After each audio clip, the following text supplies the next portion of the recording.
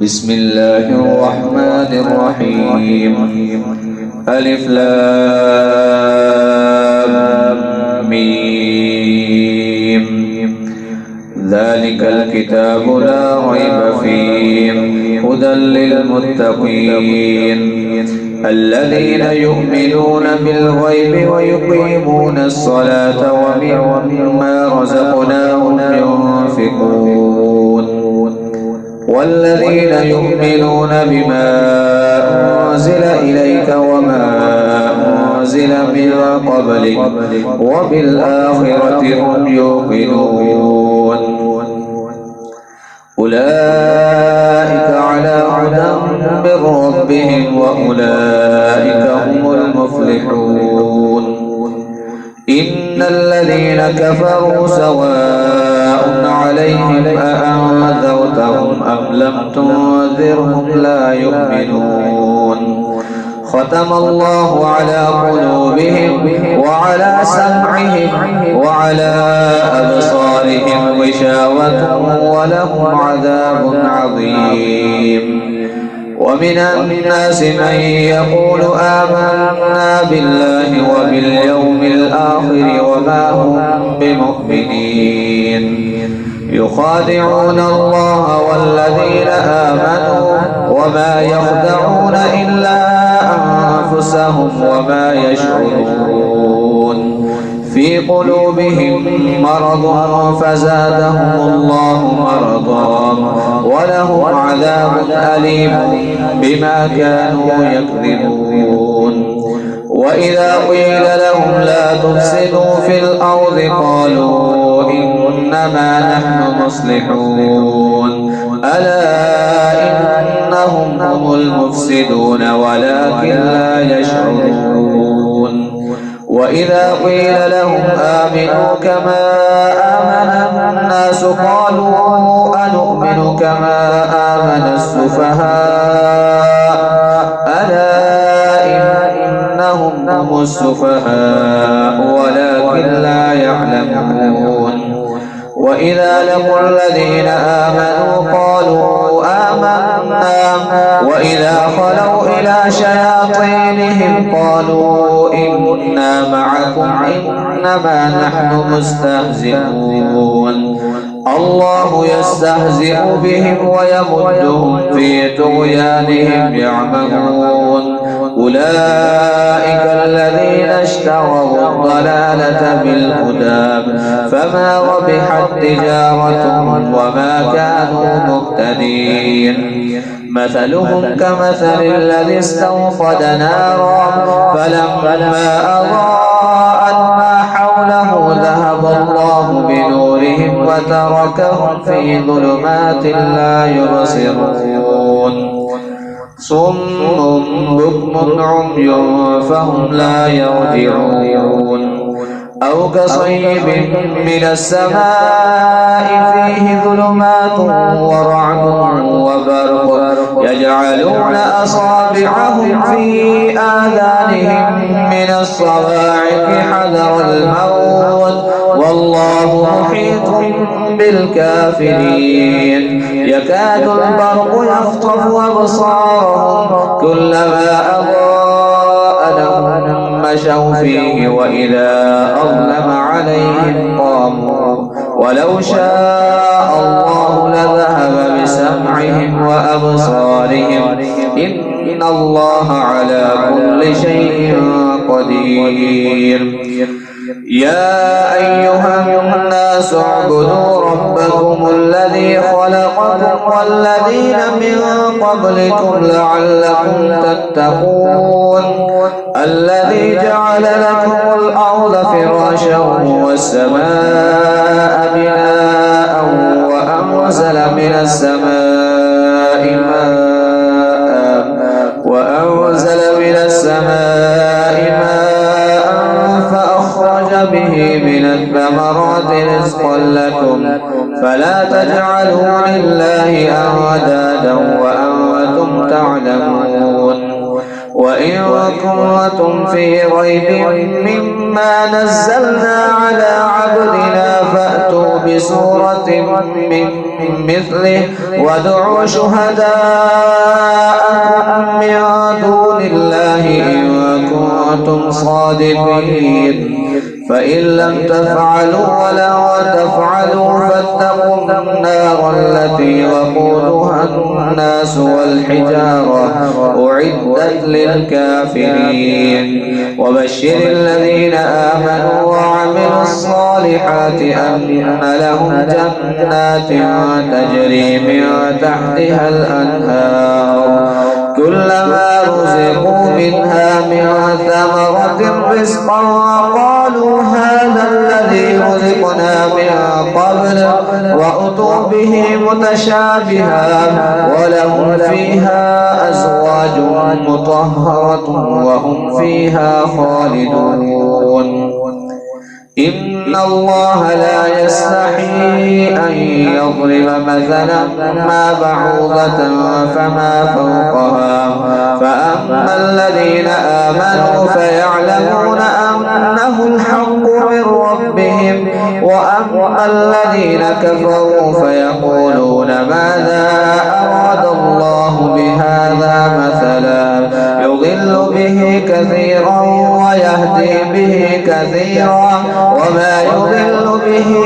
إلا الفاسقين الذين ينقضون عهد الله من بعد ميثاقه ويقطعون ما أمر الله به أن يوصل ويفسدون في الأرض أولئك هم الخاسرون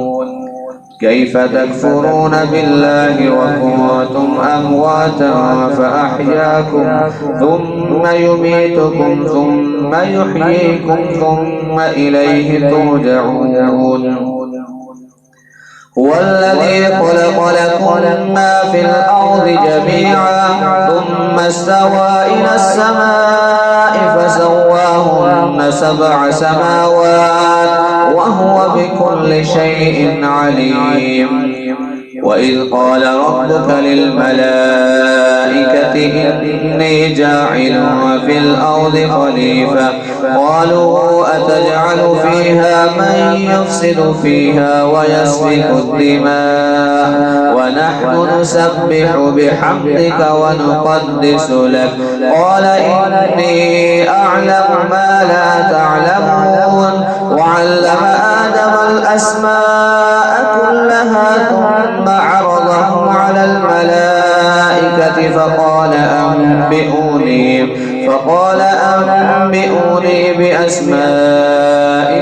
هؤلاء إن كنتم صادقين قالوا سبحانك لا علم لنا إلا ما علمتنا إنك أنت العليم الحكيم قال يا آدم أنبئهم بأسمائهم فلما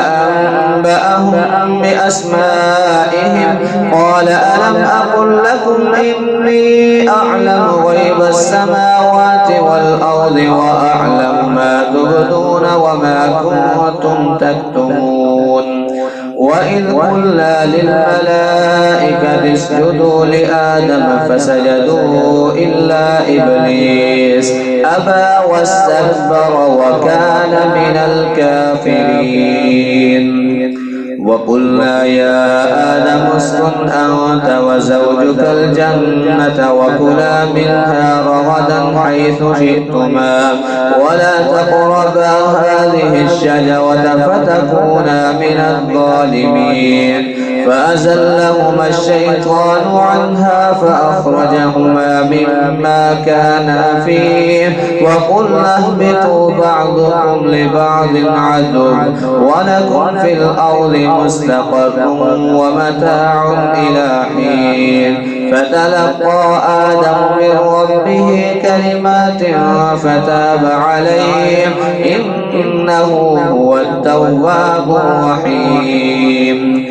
قل اهبطوا منها جميعا فإما يأتينكم مني هدى فمن تبع هداي فلا خوف عليهم ولا هم يحزنون والذين كفروا وكذبوا بآياتنا أولئك أصحاب النار هم فيها خالدون. يا بني إسرائيل اذكروا نعمتي التي أنعمت عليكم وأوفوا بعهدي أوف بعهدكم وإياي فارهبون وآمنوا بما أنزلت مصدقا لما معكم ولا تكونوا أول كافر به ولا تشتروا بآياتي ثمنا قليلا وإياي فاتقون ولا تلبسوا الحق بالباطل وتكتموا الحق وأنتم تعلمون وأقيموا الصلاة وآتوا الزكاة واركعوا مع الراكعين أتأمرون الناس بالبر وتنسون أنفسكم وأنتم تتلون الكتاب أفلا تعقلون واستعينوا بالصبر والصلاة وإنها لكبيرة إلا على الخاشعين الذين يظنون أنهم ملاقو ربهم وأنهم إليه راجعون.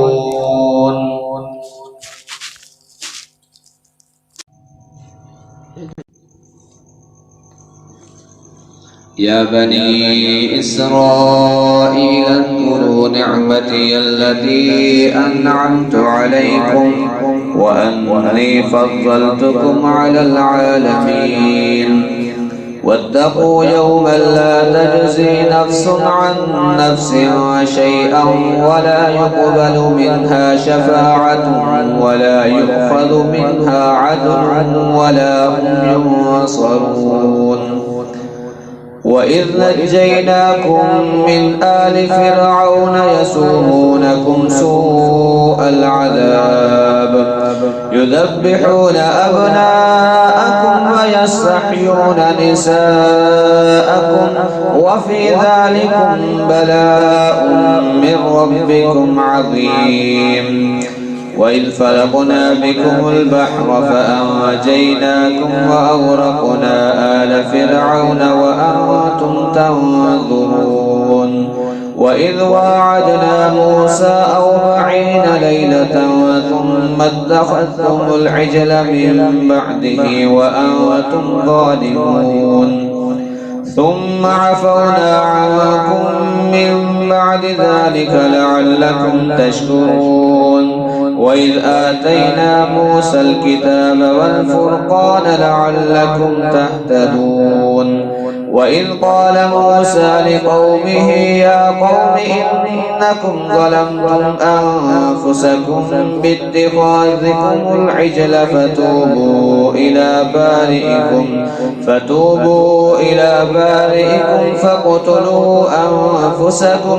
ذلكم خير لكم عند بارئكم فتاب عليكم إنه هو التواب الرحيم. وإذ قلتم يا موسى لن نؤمن لك حتى نرى الله جهرة فأخذتكم الصاعقة وأنتم تنظرون ثم بعثناكم من بعد موتكم لعلكم تشكرون. وظللنا عليكم الغمام وأنزلنا عليكم المن والسلوى كلوا من طيبات ما رزقناكم وما ظلمونا ولكن كانوا أنفسهم يظلمون. وإذ قلنا ادخلوا هذه القرية فكلوا منها حيث شئتم رغدا وادخلوا الباب سجدا وقولوا حطة نغفر نغفر لكم خطاياكم وسنزيد المحسنين. فبدل الذين ظلموا قولا غير الذي قيل لهم فأنزلنا على الذين ظلموا رجزا من السماء بما كانوا يفسقون. وإذ استسقى موسى لقومه فقلنا اضرب بعصاك الحجر فانفجرت منه 12 عينا قد علم كل أناس مشربهم كلوا واشربوا من رزق الله ولا تعثوا في الأرض مفسدين.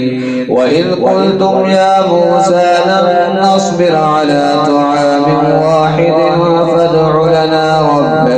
فادع لنا ربك يخرج لنا مما تنبت الأرض من بقلها وقثائها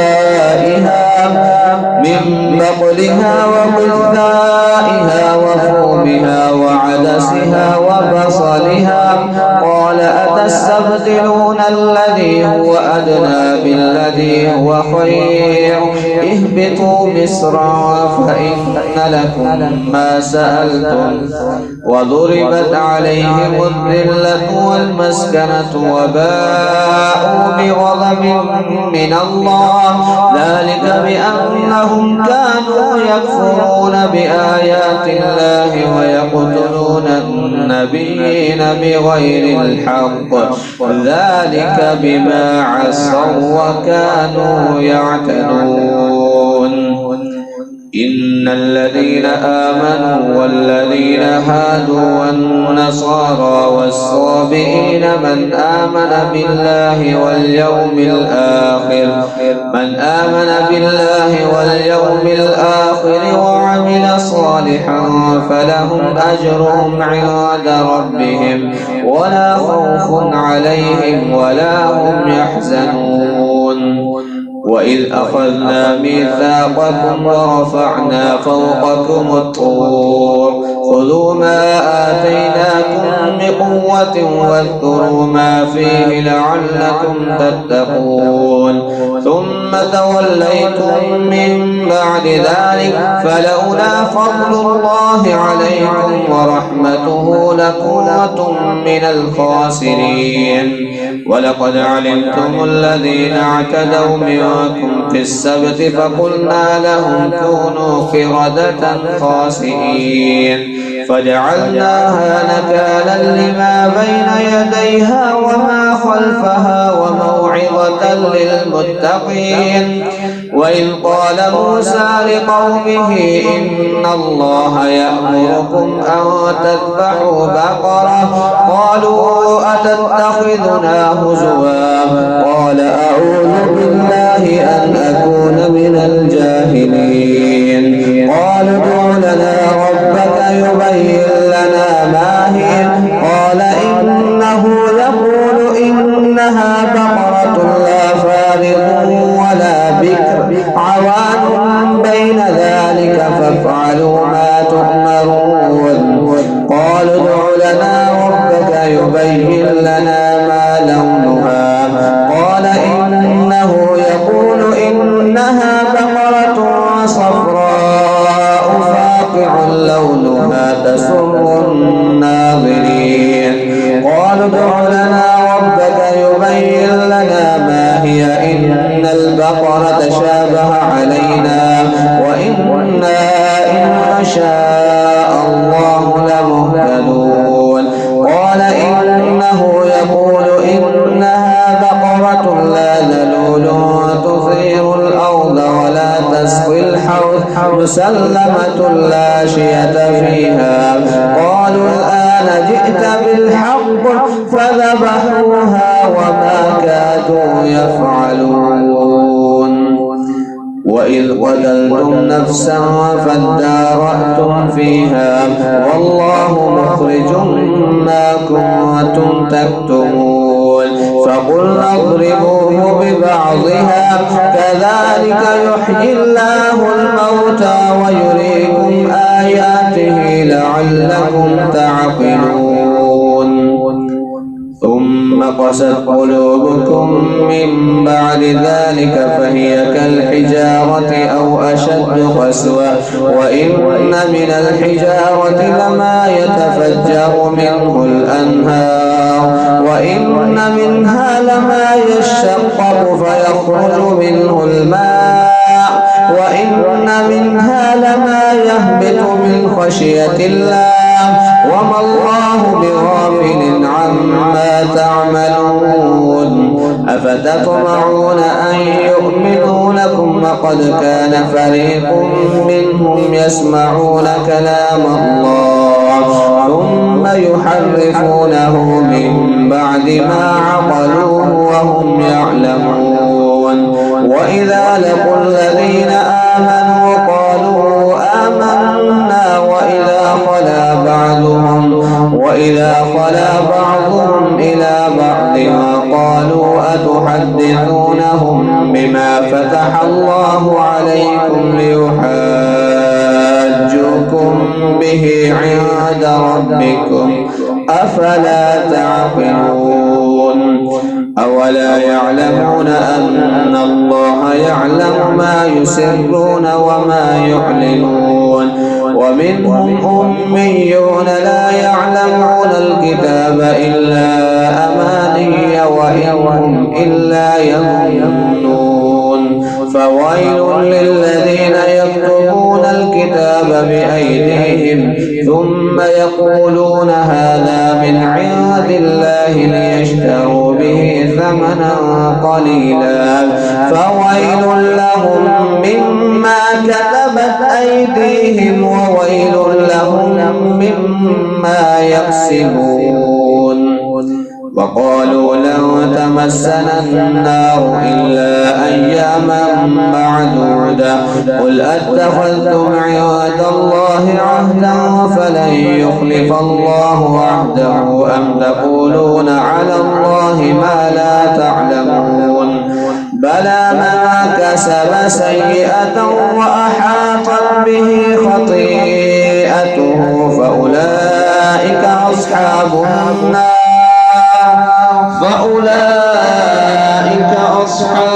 النار هم فيها خالدون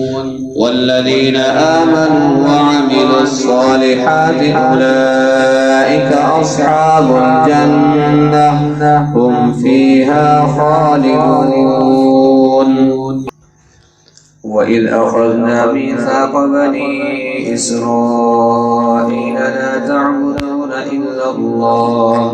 وبالوالدين إحسانا وذي القربى واليتامى والمساكين وقولوا للناس حسنا وأقيموا الصلاة وآتوا الزكاة ثم توليتم إلا قليلا منكم وأنتم معرضون وإذ أخذنا ميثاقكم لا تسفكون دماءكم ولا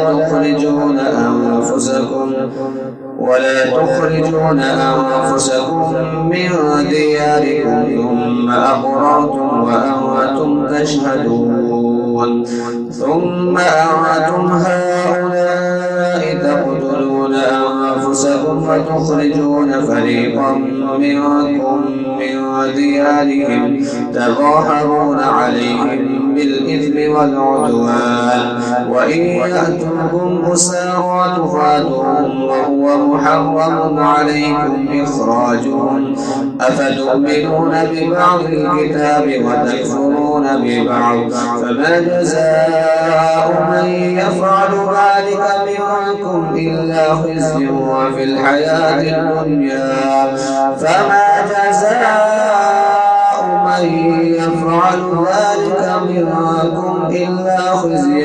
الحياة الدنيا ويوم القيامة يردون إلى أشد العذاب وما الله بغافل عما تعملون أولئك الذين اشتروا الحياة الدنيا بالآخرة فلا يخفف عنهم العذاب ولا هم ينصرون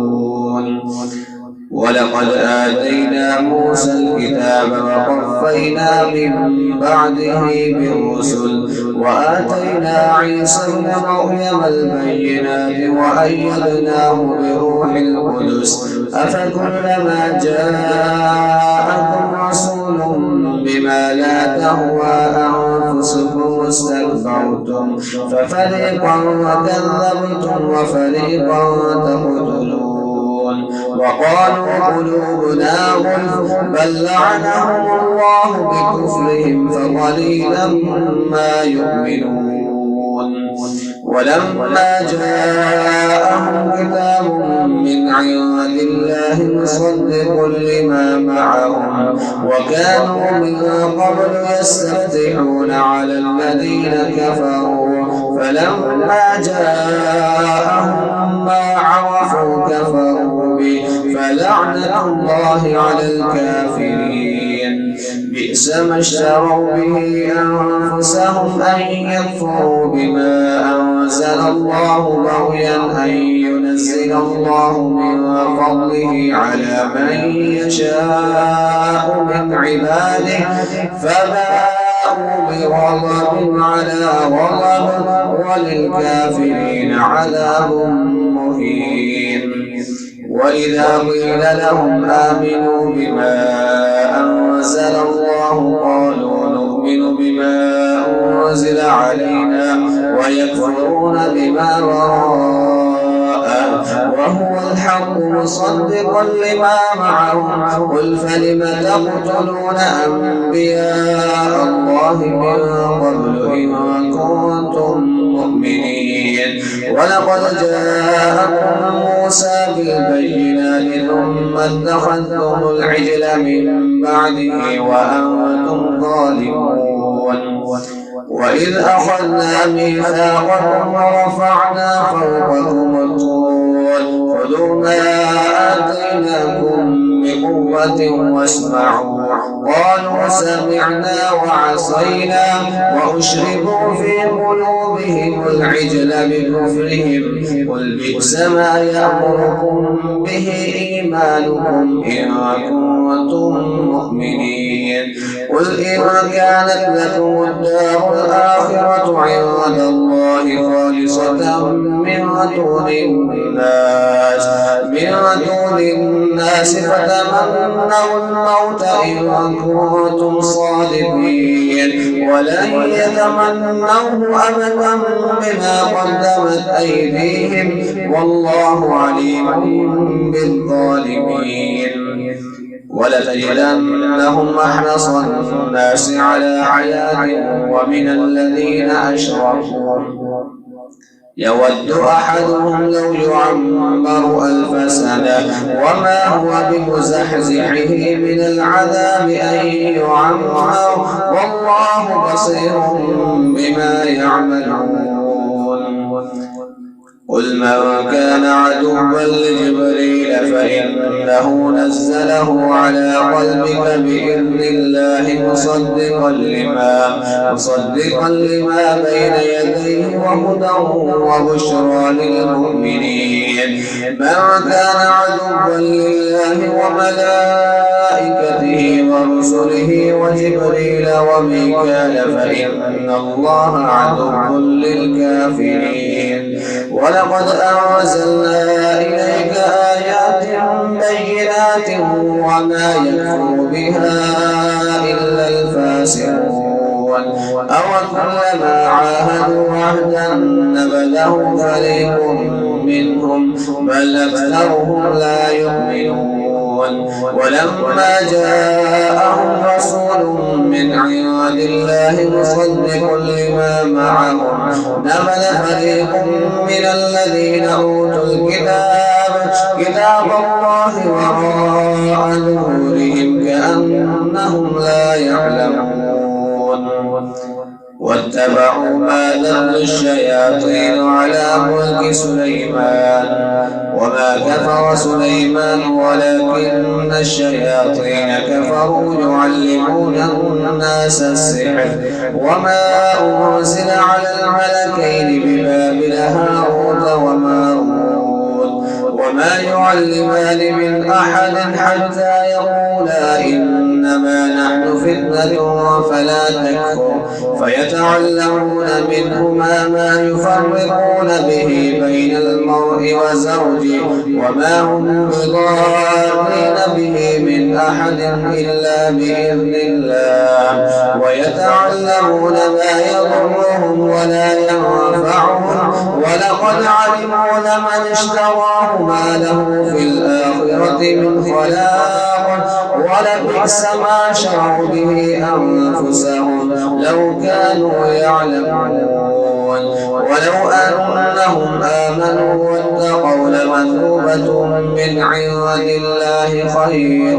لو كانوا يعلمون يا أيها الذين آمنوا لا تقولوا راعنا وقولوا انظرنا واسمعوا وللكافرين عذاب أليم ما يود الذين كفروا من أهل الكتاب ولا المشركين أن ينزل عليكم من خير من ربكم والله يختص برحمته من يشاء والله ذو الفضل العظيم ما ننسخ من آية أو ننسها نأتي بخير منها أو مثلها ألم تعلم أن الله على كل شيء قدير ألم تعلم أن الله له ملك السماوات والأرض وما لكم من دون الله من ولي ولا نصير أم تريدون أن تسألوا رسولكم كما سئل موسى من قبل ومن يتبدل الكفر بالإيمان فقد ضل سواء السبيل ود كثير من أهل الكتاب لو يردونكم من بعد إيمانكم كفارا حسدا من عند أنفسهم من بعد ما تبين لهم الحق فاعفوا واصفحوا حتى يأتي الله بأمره إن الله على كل شيء قدير وأقيموا الصلاة وآتوا الزكاة وما تقدموا لأنفسكم من خير تجدوه عند الله إن الله بما تعملون بصير وقالوا لن يدخل الجنة إلا من كان هودا أو نصارى تلك أمانيهم قل هاتوا برهانكم إن كنتم صادقين بلى من أسلم وجهه لله وهو محسن فله أجره عند ربه ولا خوف عليهم ولا هم يحزنون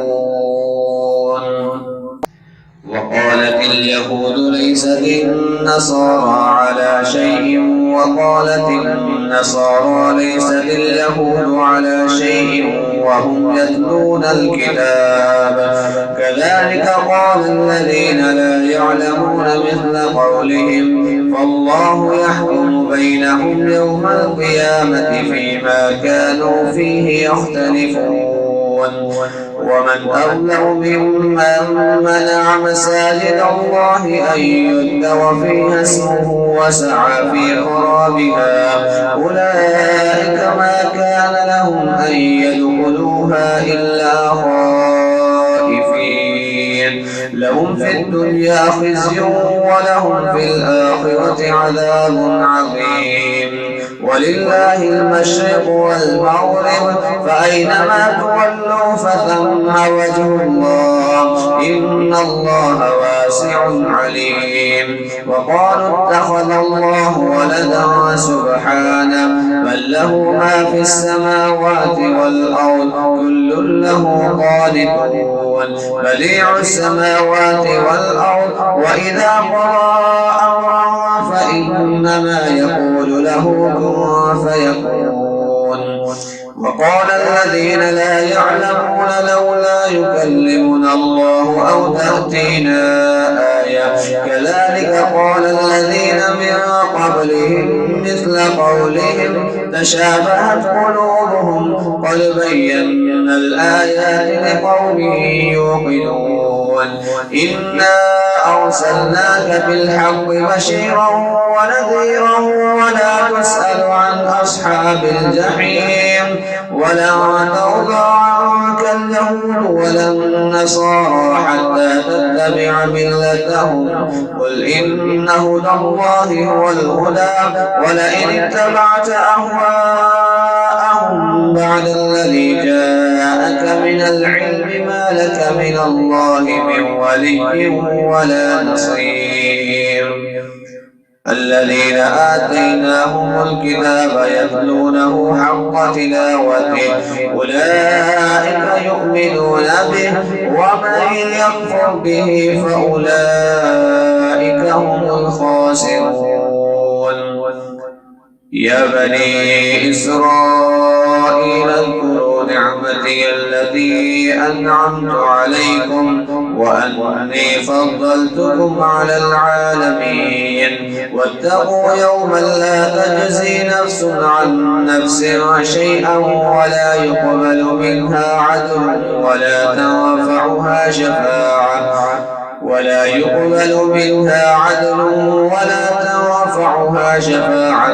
ولا هم ينصرون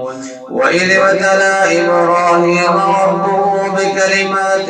فأتمهن قال إني جاعلك للناس إماما قال ومن ذريتي قال لا ينال عهد الظالمين وإذ جعلنا البيت مثابة للناس وأمنا واتخذوا من مقام إبراهيم مصلى وعهدنا إلى إبراهيم وإسماعيل أن طهرا بيتي للطائفين والعاكفين والركع السجود وإذ قال إبراهيم رب اجعل هذا بلدا آمنا وارزق أهله من الثمرات من آمن منهم بالله واليوم الآخر قال ومن كفر فأمتعه قليلا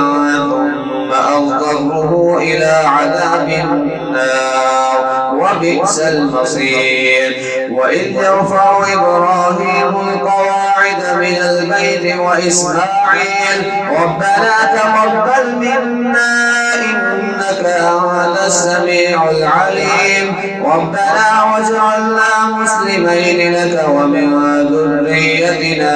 أمة مسلمة لك وأرنا مناسكنا وتب علينا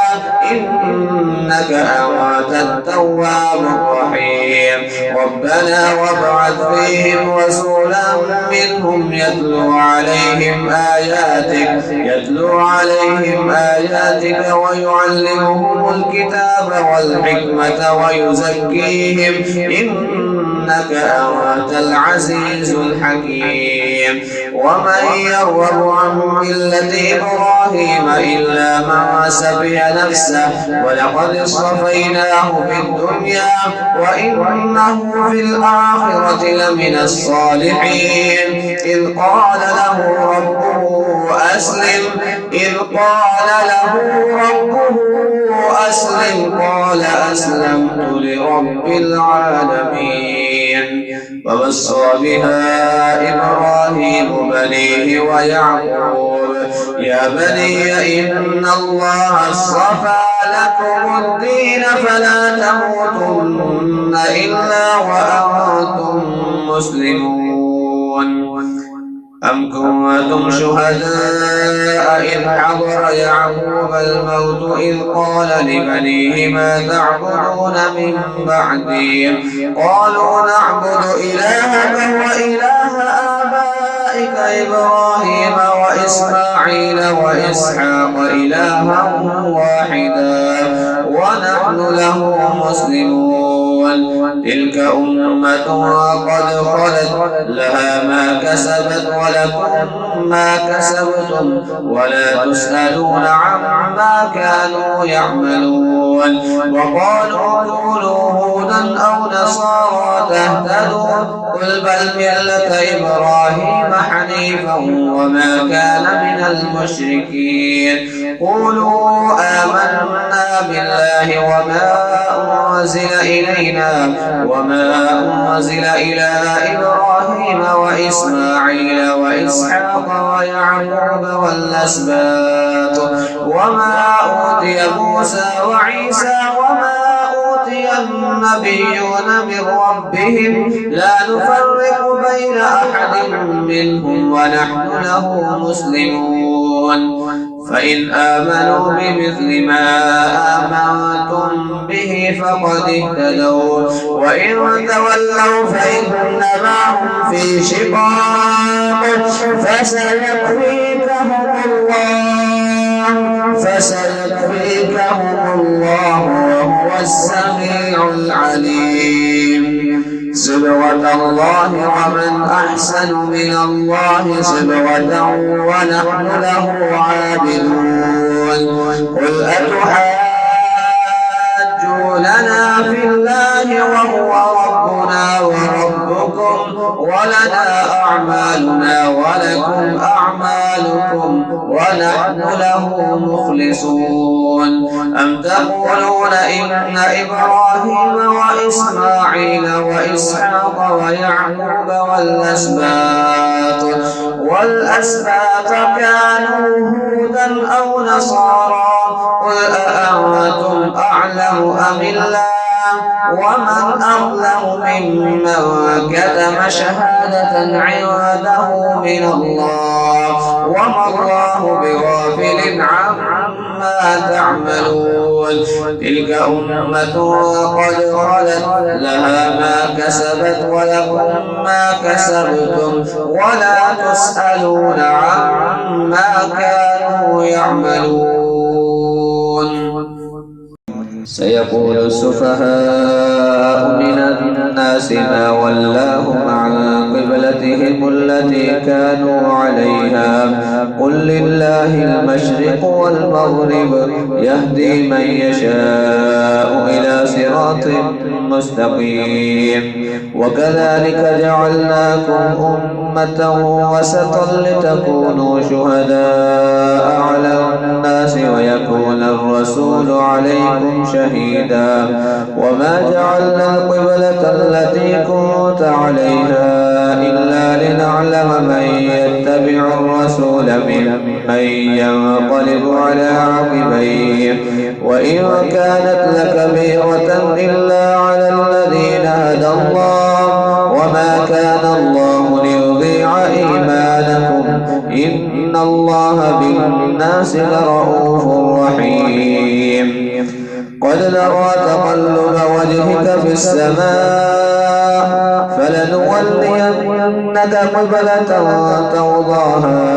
فول وجهك شطر المسجد الحرام وحيث ما كنتم فولوا وجوهكم شطره وإن الذين أوتوا الكتاب ليعلمون أنه الحق من ربهم وما الله بغافل عما يعملون.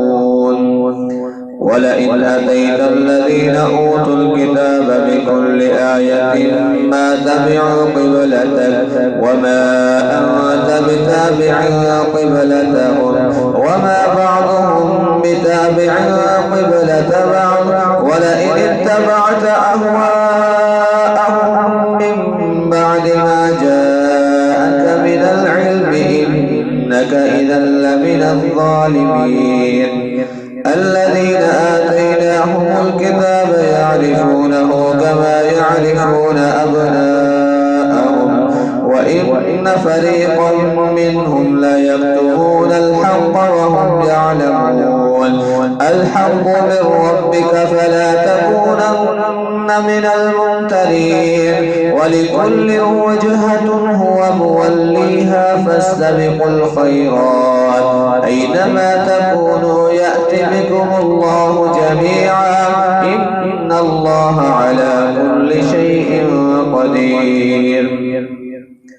ومن حيث خرجت فول وجهك شطر المسجد الحرام وإنه للحق من ربك وما الله بغافل عما تعملون ومن حيث خرجت فول وجهك شطر المسجد الحرام وحيث ما كنتم فولوا وجوهكم شطره لئلا يكون للناس عليكم حجة إلا الذين ظلموا منهم فلا تخشوهم واخشوني ولأتم نعمتي عليكم ولعلكم تهتدون كما أرسلنا فيكم رسولا منكم يتلو عليكم آياتنا ويزكيكم ويعلمكم الكتاب والحكمة ويعلمكم ما لم تكونوا تعلمون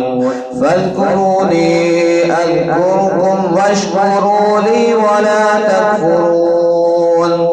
يا أيها الذين آمنوا استعينوا بالصبر والصلاة إن الله مع الصابرين ولا تقولوا لمن يقتل في سبيل الله أموات بل أحياء ولكن لا تشعرون ولنبلونكم بشيء من الخوف والجوع ونقص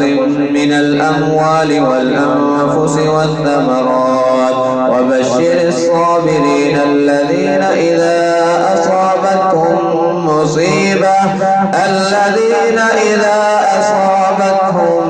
مصيبة قالوا إنا لله وإنا إليه راجعون أولئك عليهم صلوات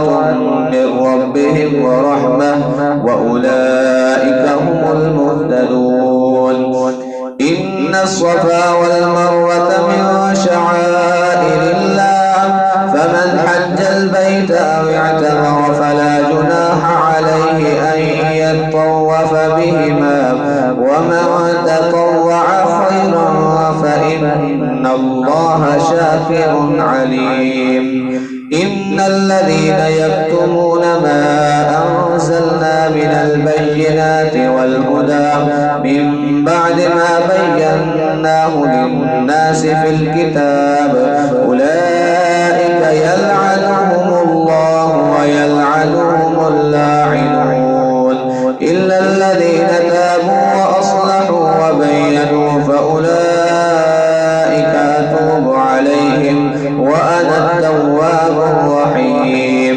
إن الذين كفروا وماتوا وهم كفار أولئك عليهم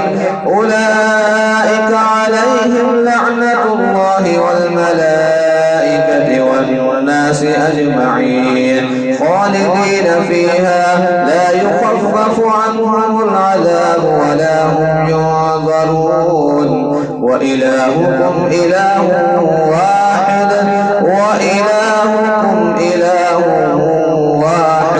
لا إله إلا هو الرحمن الرحيم إن في خلق السماوات والأرض واختلاف الليل والنهار والفلك التي تجري في البحر بما ينفع الناس وما أنزل الله من السماء من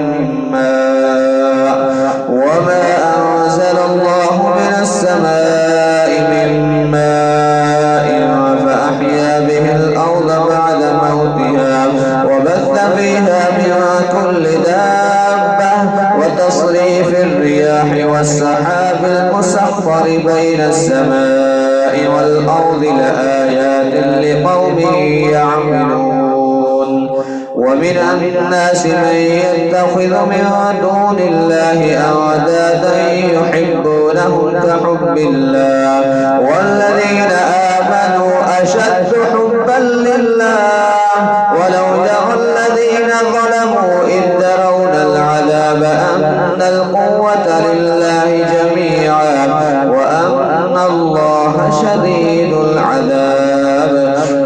تبرأ الذين اتبعوا من الذين اتبعوا ورأوا العذاب وتقطعت بهم الأسباب. وقال الذين اتبعوا لو أن لنا كرة فنتبرأ منهم كما تبرأوا منا كذلك يريهم الله أعمالهم حسرات عليهم وما هم بخارجين من النار. يا أيها الناس كلوا مما في الأرض حلالا طيبا ولا تتبعوا خطوات الشيطان إنه لكم عدو مبين. إنما يأمركم بالسوء والفحشاء وأن تقولوا على الله ما لا تعلمون. وإذا قيل لهم اتبعوا ما أنزل الله قالوا بل نتبع ما ألفينا عليه آباءنا أولو كان آباؤهم لا يعقلون شيئا ولا يهتدون. ومثل الذين كفروا كمثل الذي ينعق بما لا يسمع إلا دعاء ونداء صم بكم عمي فهم لا يعقلون. يا أيها الذين آمنوا كلوا من طيبات ما رزقناكم واشكروا لله إن كنتم إياه تعبدون. إنما حرم عليكم الميتة والدم ولحم الخنزير وما أهل به لغير الله فمن اضطر غير باغ ولا عاد فلا إثم عليه إن الله غفور رحيم. إن الذين يكتمون ما أنزل الله من الكتاب ويشترون به ثمنا قليلا أولئك ما يأكلون في بطونهم إلا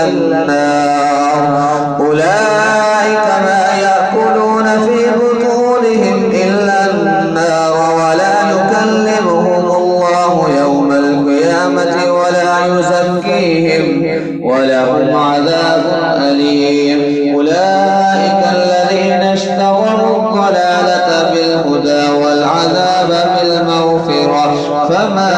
أصبرهم على النار. ذلك بأن الله نزل الكتاب بالحق وإن الذين اختلفوا في الكتاب لفي شقاق بعيد. ليس البر أن تولوا وجوهكم قبل المشرق والمغرب ولكن البر من آمن بالله واليوم الآخر والملائكة والكتاب والنبيين وآتى المال على حبه ذوي القربى واليتامى والمساكين وابن السبيل والسائلين وفي الرقاب وأقام الصلاة وآتى الزكاة والموفون بعهدهم إذا عاهدوا والصابرين في البأساء والضراء وحين البأس أولئك الذين صدقوا وأولئك هم المتقون. يا أيها الذين آمنوا كتب عليكم القصاص في القتلى الحر بالحر والعبد بالعبد والأنثى بالأنثى فمن عفي له من أخيه شيء فاتباع بالمعروف وأداء إليه بإحسان ذلك تخفيف من ربكم ورحمة فمن اعتدى بعد ذلك فله عذاب أليم. ولكم في القصاص حياة يا أولي الألباب لعلكم تتقون. كتب عليكم إذا حضر أحدكم الموت إن ترك خيرا الوصية للوالدين والأقربين بالمعروف حقا على المتقين. فمن بدله بعدما سمعه فإنما إثمه على الذين يبدلونه إن الله سميع عليم. فمن خاف من موص جنفا أو إثما فأصلح بينهم فلا إثم عليه إن الله غفور رحيم. يا أيها الذين آمنوا كتب عليكم الصيام كما كتب على الذين من قبلكم لعلكم تتقون. أياما معدودات فمن كان منكم مريضا أو على سفر فعدة من أيام أخر وعلى الذين يطيقونه فدية طعام مسكين فمن تطوع خيرا فهو خير له وأن تصوموا خير لكم إن كنتم تعلمون. شهر رمضان الذي أنزل فيه القرآن هدى للناس وبينات من الهدى والفرقان فمن شهد منكم الشهر فليصم ومن كان مريضا أو على سفر فعدة من أيام أخر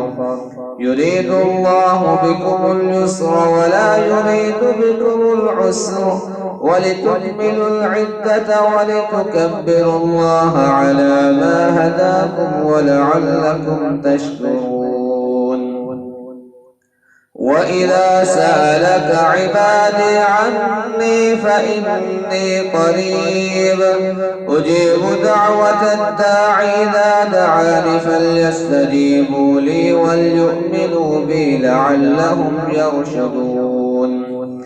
أحل لكم ليلة الصيام الرفث إلى نسائكم هن لباس لكم وأنتم لباس لهم علم الله أنكم كنتم تختانون أنفسكم فتاب عليكم وعفى عنكم فالآن باشروهن وابتغوا ما كتب الله لكم وكلوا واشربوا حتى يتبين لكم الخيط الأبيض من الخيط الأسود من الفجر ثم أتموا الصيام إلى الليل ولا تباشروهن وأنتم عاكفون في المساجد تلك حدود الله فلا تقربوها كذلك يبين الله آياته للناس لعلهم يتقون. ولا تأكلوا أموالكم بينكم بالباطل وتدلوا بها إلى الحكام لتأكلوا فريقا من أموال الناس بالإثم وأنتم تعلمون. يسألونك عن الأهلة قل هي مواقيت للناس والحج وليس البر بأن تأتوا البيوت من ظهورها ولكن البر من اتقى وأتوا البيوت من أبوابها واتقوا الله لعلكم تفلحون. وقاتلوا في سبيل الله الذين يقاتلونكم ولا تعتدوا إن الله لا يحب المعتدين. واقتلوهم حيث ثقفتموهم وأخرجوهم من حيث أخرجوكم والفتنة أشد من القتل ولا تقاتلوهم عند المسجد الحرام حتى يقاتلوكم فيه فإن قاتلوكم فاقتلوهم كذلك جزاء الكافرين فإن انتهوا فإن الله غفور رحيم. وقاتلوهم حتى لا تكون فتنة ويكون الدين لله، فإن انتهوا فلا عدوان إلا على الظالمين. الشهر الحرام بالشهر الحرام والحرمات قصاص، فمن اعتدى عليكم فاعتدوا عليه بمثل ما اعتدى عليكم، واتقوا الله واعلموا أن الله مع المتقين. وأنفقوا في سبيل الله ولا تلقوا بأيديكم إلى التهلكة وأحسنوا إن الله يحب المحسنين. وأتموا الحج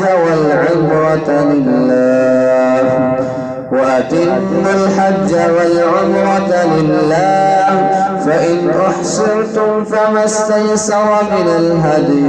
ولا تحلقوا رؤوسكم حتى يبلغ الهدي محله، فمن كان منكم مريضا أو به أذى من رأسه ففدية من صيام أو صدقة أو نسك، فإذا أمنتم فمن تمتع بالعمرة إلى الحج فما استيسر من الهدي، فمن لم يجد فصيام 3 أيام في الحج و7 إذا رجعتم، تلك 10 كاملة، ذلك لمن لم يكن أهله حاضر المسجد الحرام. واتقوا الله واعلموا أن الله شديد العقاب. الحج أشهر معلومات، فمن فرض فيهن الحج فلا رفث ولا فسوق ولا جدال في الحج، وما تفعلوا من خير يعلمه الله، وتزودوا فإن خير الزاد التقوى، واتقون يا أولي الألباب. ليس عليكم جناح أن تبتغوا فضلا من ربكم، فإذا أفضتم من عرفات فاذكروا الله عند المشعر الحرام، واذكروه كما هداكم وإن كنتم من قبله لمن الضالين. ثم أفيضوا من حيث أفاض الناس واستغفروا الله إن الله غفور رحيم. فإذا قضيتم مناسككم فاذكروا الله كذكركم آباءكم أو أشد ذكرا، فمن الناس من يقول ربنا آتنا في الدنيا وما له في الآخرة من خلاق، ومنهم من يقول ربنا آتنا في الدنيا حسنة وفي الآخرة حسنة وقنا عذاب النار. أولئك لهم نصيب مما كسبوا والله سريع الحساب. واذكروا الله في أيام معدودات، فمن تعجل في يومين فلا إثم عليه، ومن تأخر فلا إثم عليه لمن اتقى، واتقوا الله واعلموا أنكم إليه تحشرون. ومن الناس من يعجبك قوله في الحياة الدنيا ويشهد الله على ما في قلبه وهو ألد الخصام، وإذا تولى سعى في الأرض ليفسد فيها ويهلك الحرث والنسل والله لا يحب الفساد. وإذا قيل له اتق الله أخذته العزة بالإثم فحسبه جهنم ولبئس المهاد. ومن الناس من يشري نفسه ابتغاء مرضات الله والله رؤوف بالعباد. يا أيها الذين آمنوا ادخلوا في السلم كافة ولا تتبعوا خطوات الشيطان إنه لكم عدو مبين. فإن زللتم من بعد ما جاءتكم البينات فاعلموا أن الله عزيز حكيم. هل ينظرون إلا أن يأتيهم الله في ظلل من الغمام والملائكة وقضي الأمر وإلى الله ترجع الأمور. سل بني إسرائيل كم آتيناهم من آية بينة ومن يبدل نعمة الله من بعد ما جاءته فإن الله شديد العقاب. زين للذين كفروا الحياة الدنيا ويسخرون من الذين آمنوا والذين اتقوا فوقهم يوم القيامة والله يرزق من يشاء بغير حساب. كان الناس أمة واحدة فبعث الله النبيين مبشرين ومنذرين وأنزل معهم الكتاب بالحق ليحكم بين الناس فيما اختلفوا فيه وما اختلف فيه إلا الذين أوتوه من بعد ما جاءتهم البينات بغيا بينهم فهدى الله الذين آمنوا لما اختلفوا فيه من الحق بإذنه والله يهدي من يشاء إلى صراط مستقيم. أم حسبتم أن تدخلوا الجنة ولما يأتكم مثل الذين خلوا من قبلكم مستهم البأساء والضراء وزلزلوا حتى يقول الرسول والذين آمنوا معه متى نصر الله ألا إن نصر الله قريب. يسألونك ماذا ينفقون قل ما أنفقتم من خير فللوالدين والأقربين واليتامى والمساكين وابن السبيل وما تفعلوا من خير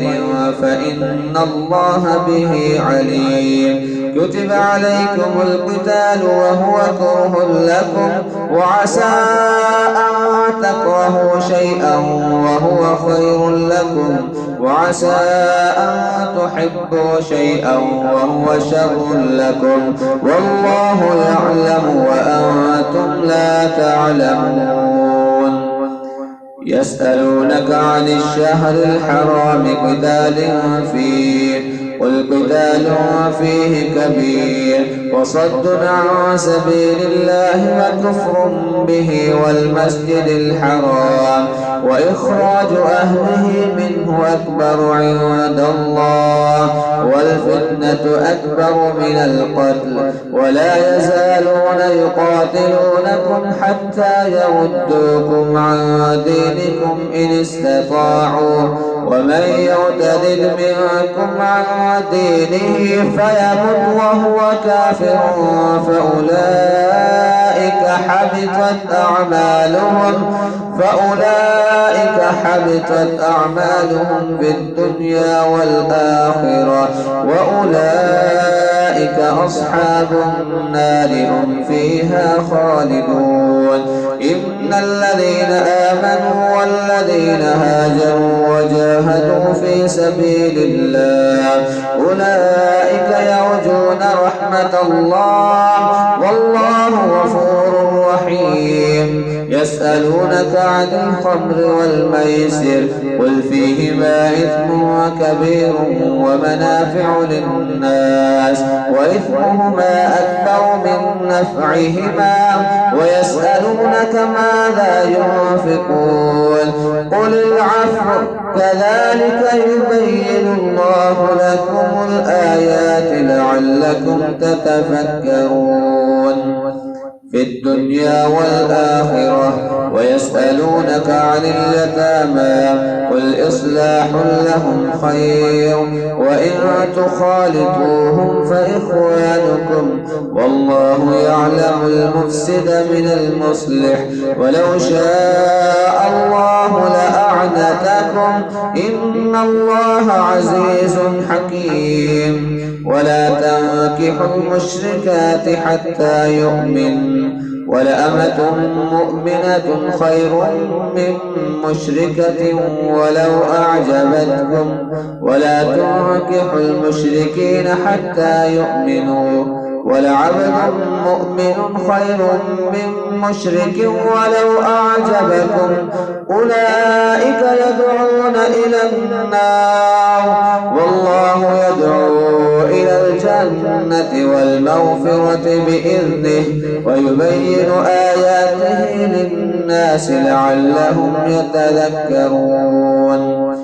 ويسألونك عن المحيض قل هو أذى فاعتزلوا النساء في المحيض ولا تقربوهن حتى يطهرن فإذا تطهرن فأتوهن من حيث أمركم الله إن الله يحب التوابين ويحب المتطهرين نساؤكم حرث لكم فأتوا حرثكم أنى شئتم وقدموا لأنفسكم واتقوا الله واعلموا أنكم ملاقوه وبشر المؤمنين ولا تجعلوا الله عرضة لأيمانكم أن تبروا وتتقوا وتصلحوا بين الناس والله سميع عليم لا يؤاخذكم الله باللغو في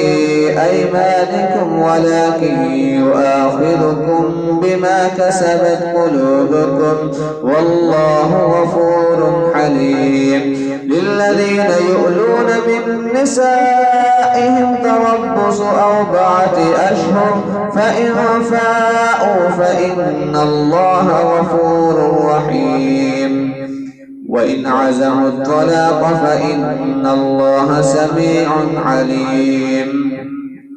والمطلقات يتربصن بأنفسهن 3 قروء ولا يحل لهن أن يكتمن ما خلق الله في أرحامهن إن كن يؤمن بالله واليوم الآخر وبعولتهن أحق بردهن في ذلك إن أرادوا إصلاحا ولهن مثل الذي عليهن بالمعروف وللرجال عليهن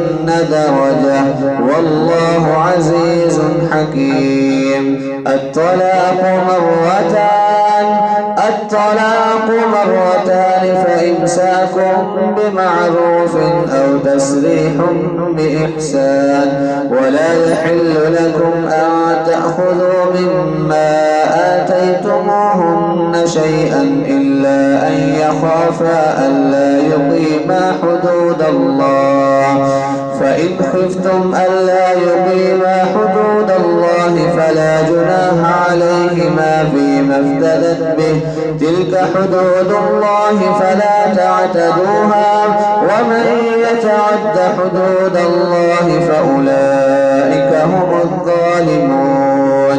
فإن طلقها فلا تحل له من بعد حتى تنكح زوجا غيره فإن طلقها فلا جناح عليهما أن يتراجعا إن ظنا أن يقيما حدود الله وتلك حدود الله يبينها لقوم يعلمون وإذا طلقتم النساء فبلغن أجلهن فأمسكوهن بمعروف أو سرحوهن بمعروف ولا تمسكوهن ضرارا لتعتدوا ومن يفعل ذلك فقد ظلم نفسه ولا تتخذوا آيات الله هزوا واذكروا نعمة الله عليكم وما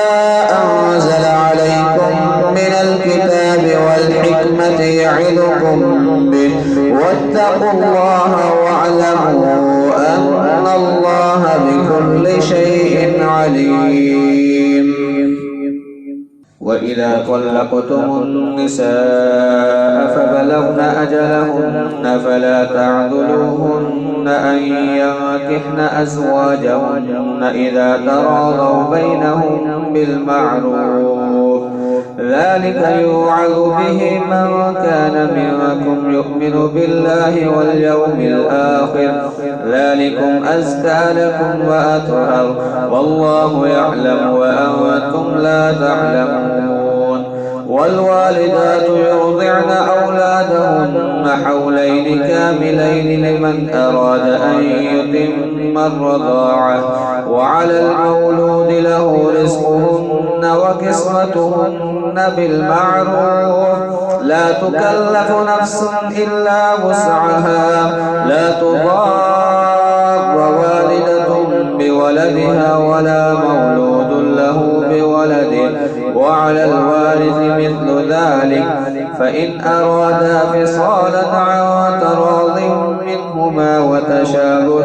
فلا جناح عليهما وإن أردتم أن تسترضعوا أولادكم فلا جناح عليكم إذا سلمتم ما آتيتم بالمعروف واتقوا الله واعلموا أن الله بما تعملون بصير.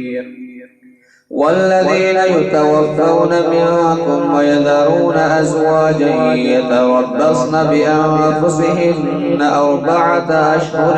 وعشرا فإذا بلغن أجلهن فلا جناح عليكم فيما فعلن في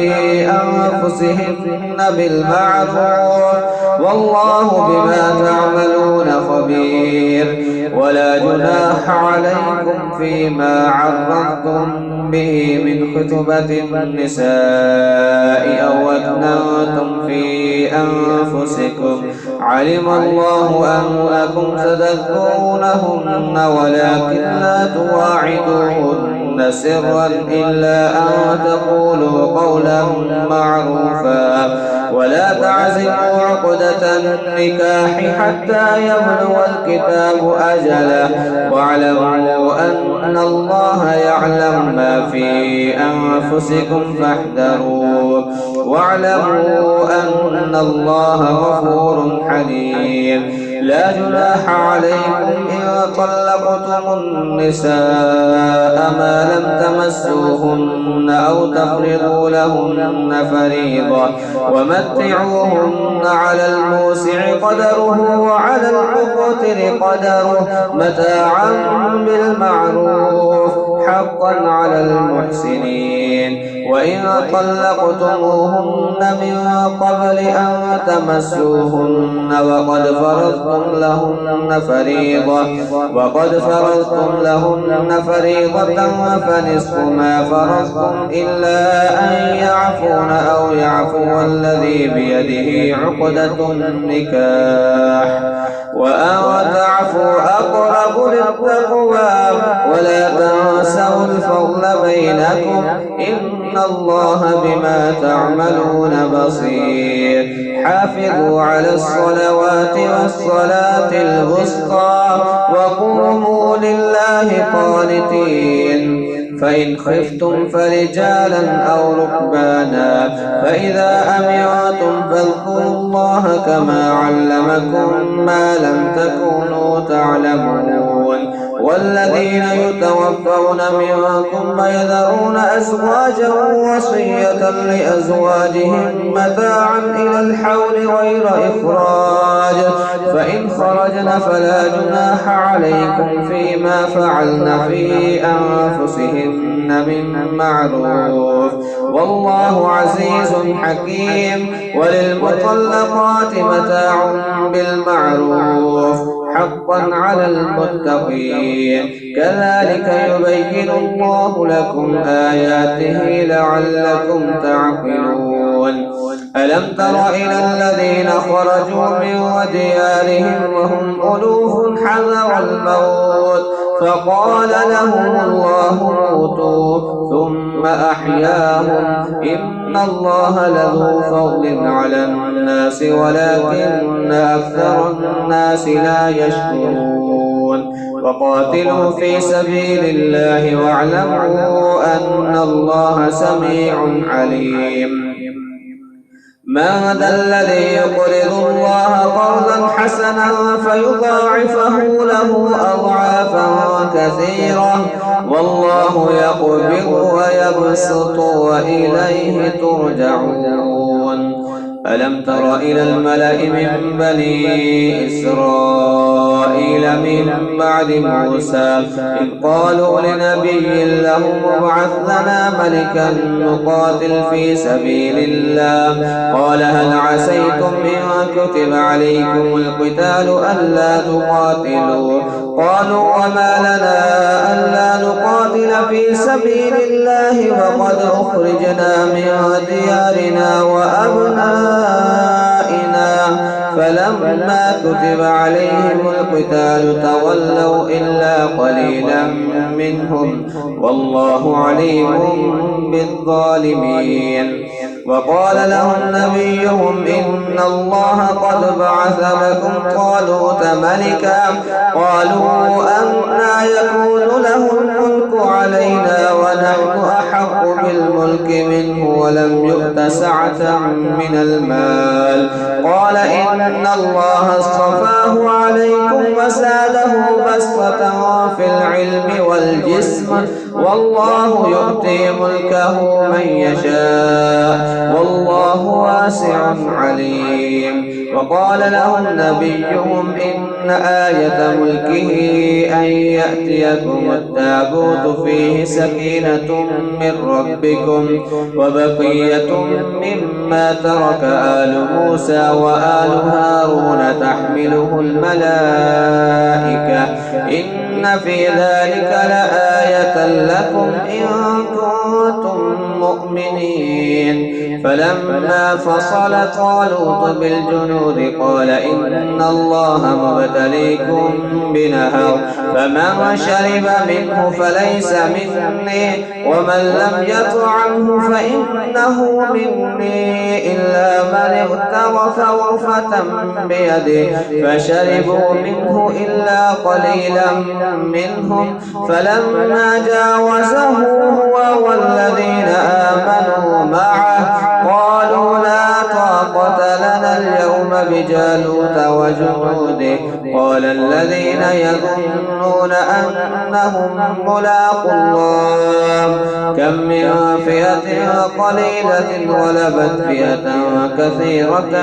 بإذن الله والله مع الصابرين. ولما برزوا لجالوت وجنوده قالوا ربنا أفرغ علينا صبرا وثبت أقدامنا وانصرنا على القوم الكافرين.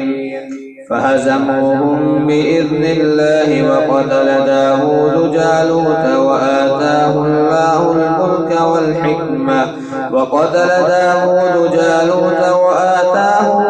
الملك والحكمة وعلمه مما يشاء. ولولا دفع الله الناس بعضهم ببعض لفسدت الأرض ولكن الله ذو فضل على العالمين. تلك آيات الله نتلوها عليك بالحق وإنك لمن المرسلين. تلك الرسل فضلنا بعضهم على بعض منهم من كلم الله ورفع بعضهم درجات وآتينا عيسى ابن مريم البينات وأيدناه بروح القدس ولو شاء الله ما اقتتل الذين من بعدهم من بعد ما جاءتهم البينات ولكن اختلفوا فمنهم من آمن ومنهم من كفر ولو شاء الله ما اقتتلوا ولكن الله يفعل ما يريد. يا أيها الذين آمنوا أنفقوا مما رزقناكم من قبل أن يأتي يوم لا بيع فيه ولا خلة ولا شفاعة والكافرون هم الظالمون. الله لا إله إلا هو الحي القيوم لا تأخذه سنة ولا نوم له ما في السماوات وما في الأرض من ذا الذي يشفع عنده إلا بإذنه يعلم ما بين أيديهم وما خلفهم ولا يحيطون بشيء من علمه إلا بما شاء وسع كرسيه السماوات والأرض ولا يؤوده حفظهما وهو العلي العظيم. لا إكراه في الدين قد تبين الرشد من الغي فمن يكفر بالطاغوت ويؤمن بالله فقد استمسك بالعروة الوثقى لا انفصام لها والله سميع عليم. الله ولي الذين آمنوا يخرجهم من الظلمات إلى النور والذين كفروا أولياؤهم الطاغوت يخرجونهم من النور إلى الظلمات أولئك أصحاب النار هم فيها خالدون. ألم تر إلى الذي حاج إبراهيم في ربه أن آتاه الله الملك إذ قال إبراهيم ربي الذي يحيي ويميت قال أنا أحيي وأميت قال إبراهيم فإن الله يأتي بالشمس من المشرق فأت بها من المغرب فبهت الذي كفر والله لا يهدي القوم الظالمين. أو كالذي مر على قرية وهي خاوية على عروشها قال أنى يحيي هذه الله بعد موتها فأماته الله 100 عام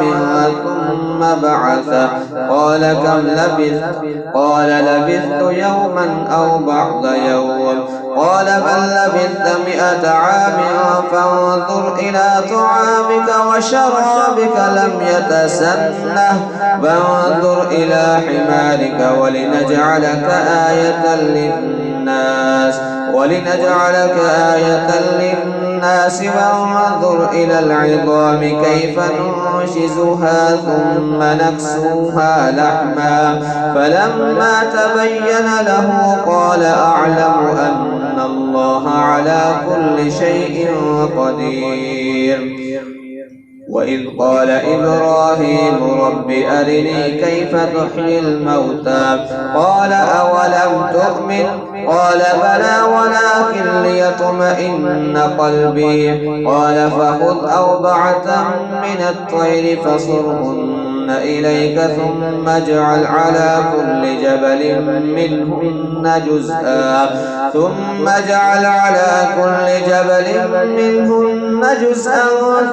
ادعهن يأتينك سعيا واعلم أن الله عزيز حكيم. مثل الذين ينفقون أموالهم في سبيل الله كمثل حبة أنبتت 7 سنابل سنابل كمثل حبة أنبتت 7 سنابل في كل سنبلة 100 حبة والله يضاعف لمن يشاء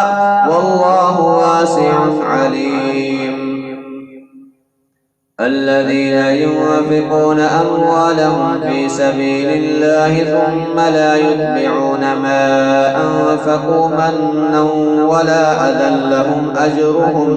لهم أجرهم عند ربهم ولا خوف عليهم ولا هم يحزنون. قول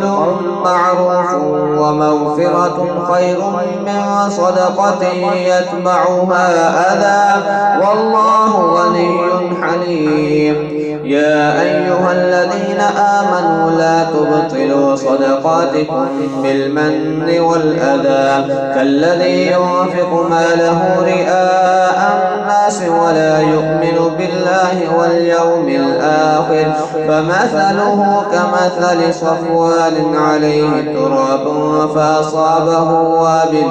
فتركه صلدا لا يقدرون على شيء مما كسبوا والله لا يهدي القوم الكافرين. ومثل الذين ينفقون أموالهم ابتغاء مرضات الله وتثبيتا من أنفسهم كمثل جنة بربوة أصابها وابل فآتت أكلها ضعفين فإن لم يصبها وابل فطل والله بما تعملون بصير. أيود أحدكم أن تكون له جنة من نخيل وأعناب تجري من تحتها الأنهار له فيها من كل الثمرات وأصابه الكبر وله ذرية ضعفاء فأصابها إعصار فيه نار فاحترقت كذلك يبين الله لكم الآيات لعلكم تتفكرون. يا أيها الذين آمنوا أنفقوا من طيبات ما كسبتم ومما أخرجنا لكم من الأرض ولا تيمموا الخبيث منه تنفقون ولستم بآخذيه إلا أن تغمضوا فيه واعلموا أن الله غني حميد. الشيطان يعدكم الفقر ويأمركم بالفحشاء والله يعدكم مغفرة منه وفضلا والله واسع عليم. يؤتي الحكمة من يشاء ومن يؤت الحكمة فقد أوتي خيرا كثيرا وما يذكر إلا أولو الألباب. وما أنفقتم من نفقة أو نذرتم من نذر فإن الله يعلمه وما للظالمين من أنصار. إن تبدوا الصدقات فنعما هي وإن تخفوها وتؤتوها الفقراء فهو خير لكم ويكفر عنكم من سيئاتكم والله بما تعملون خبير. ليس عليك هداهم ولكن الله يهدي من يشاء وما تنفقوا من خير فلأنفسكم وما تنفقون إلا ابتغاء وجه الله وما تنفقوا من خير يوفى إليكم وأنتم لا تظلمون. للفقراء الذين أحصروا في سبيل الله لا يستطيعون ضربا في الأرض يحسبهم الجاهل أولياء من التعفف تعرفهم بسيماهم لا يسألون الناس إلحافا وما تنفقوا من خير فإن الله به عليم. الذين ينفقون أموالهم بالليل والنهار سرا وعلانية فلهم أجرهم عند ربهم ولا خوف عليهم ولا هم يحزنون. الذين يأكلون الربا لا يقومون إلا كما يقوم الذي يتخبطه الشيطان من المس، ذلك بأنهم قالوا إنما البيع مثل الربا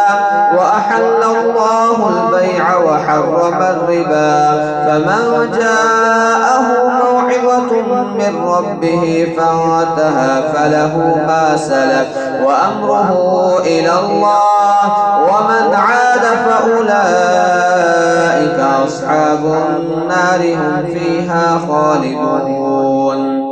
يمحق الله الربا ويربي الصدقات والله لا يحب كل كفار أثيم. إن الذين آمنوا وعملوا الصالحات وأقاموا الصلاة وآتوا الزكاة لهم أجرهم عند ربهم ولا خوف عليهم ولا هم يحزنون. يا أيها الذين آمنوا اتقوا الله وذروا ما بقي من الربا إن كنتم مؤمنين، فإن لم تفعلوا فأذنوا بحرب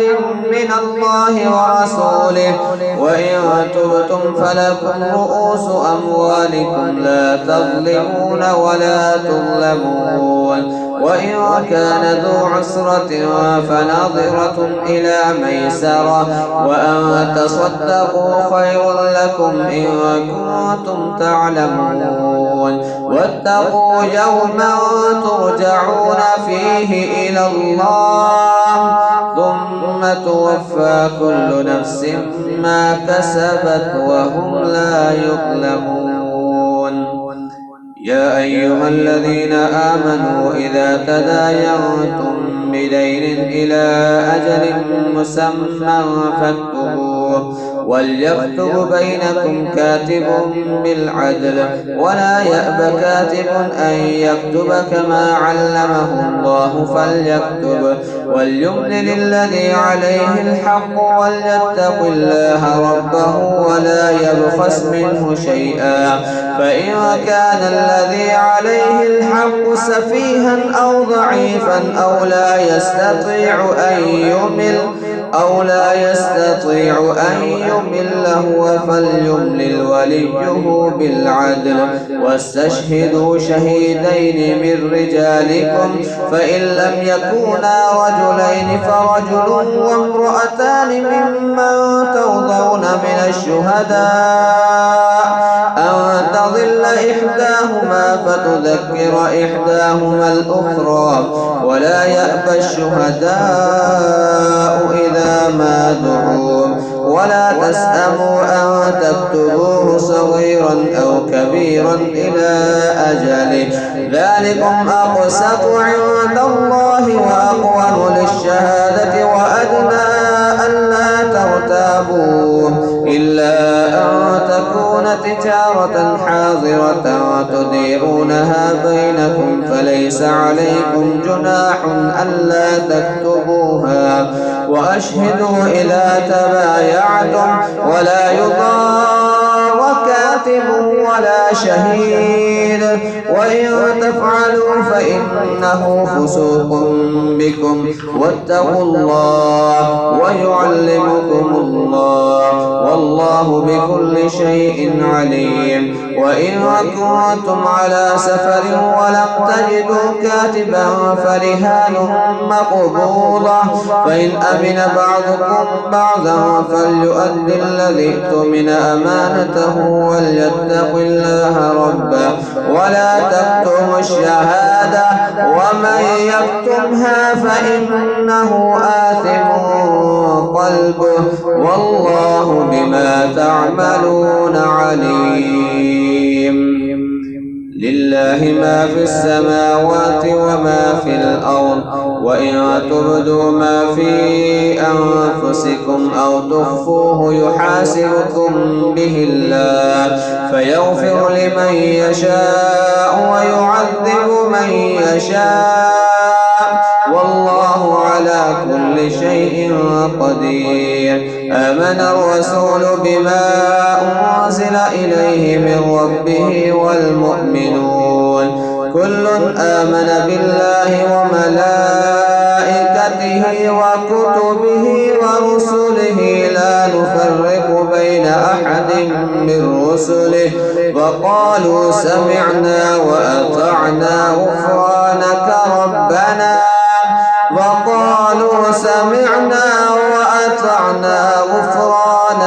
ربنا وإليك المصير. لا يكلف الله نفسا إلا وسعها لها ما كسبت وعليها ما اكتسبت ربنا لا تؤاخذنا إن نسينا أو أخطأنا ربنا ولا تحمل علينا إصرا كما حملته على الذين من قبلنا ربنا ولا تحملنا ما لا طاقة لنا به واعف عنا واغفر لنا وارحمنا أنت مولانا فانصرنا على القوم الكافرين.